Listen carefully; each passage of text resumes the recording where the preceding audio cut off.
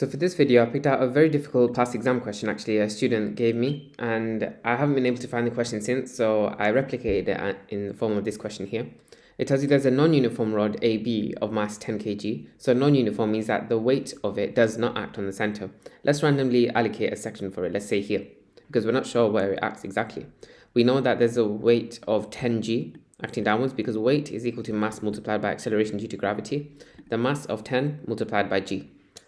It tells you the length is 2 meters. So I've labeled that length here, upwards here. It's told you it's held in position by a steel and aluminium wire. It's then told you lots of information about the aluminium wire. I'm hoping you guys are noticing this relates to materials with Young's modulus calculations. What makes this question very difficult is in the new AQA or sort of A-level physics syllabus in general, they're combining like two different topics into one question, and that's what this question does.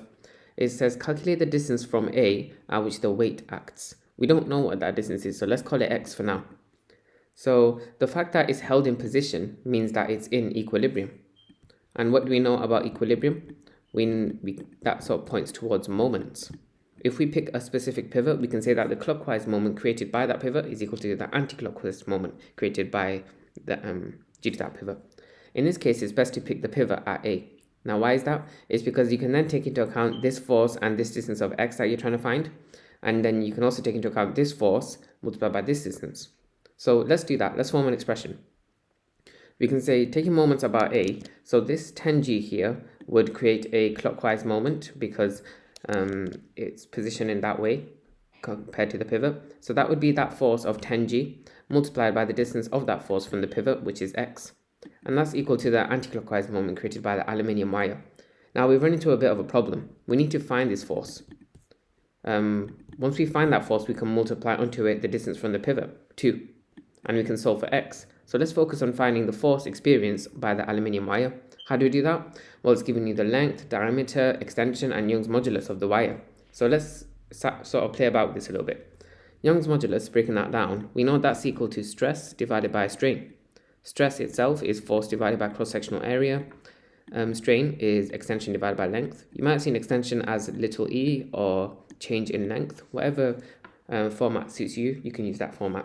Combining these equations, we get Young's modulus is equal to stress, which is force over area, divided by strain, which is extension over length. When you're dividing by a fraction, that's the same as multiplying by the reciprocal of that second fraction. So let's call it multiplied by length over x. So we can say Young's modulus is equal to FL over AX. Now, what are we interested in again? We're interested in the force experienced due to the aluminium wire, and it's apparent in this equation. Let's make force the subject. We can multiply both sides by AX, so EAX equals FL, and then divide both sides by the length. So we can say the force is the Young's modulus, which is given as 3 times 10 to the 10, multiplied by the cross-sectional area. Well, if we think about it and we cut a wire open, the cross-section is actually a circle. What's the area of a circle? It's actually pi r squared. So we multiply onto the Young's modulus pi times the radius, which is half of the diameter. So halving the diameter is 1 millimeter, multiply by 10 to the minus 3 and square all of that. And you multiply onto that the extension. The extension actually is 1.2 times 10 to the minus 3. And you divide all of that by the length of the aluminium wire, which is 1 meter. Let's put all of that into a calculator and you'll get the force, which you can then use in this calculation here. So hopefully you guys can see how I sort of came to the conclusion that we have to use these two methods, because I think that's the most difficult part of this question.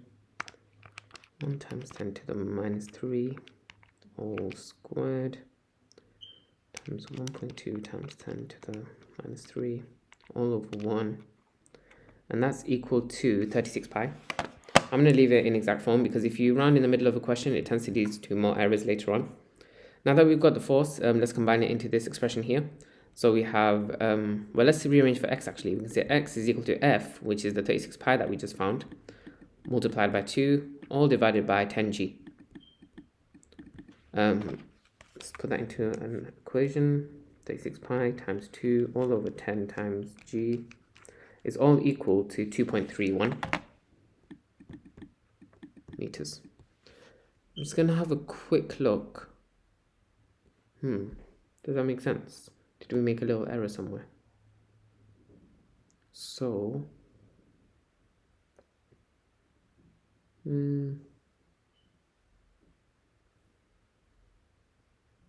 okay. All right. Yeah, sorry.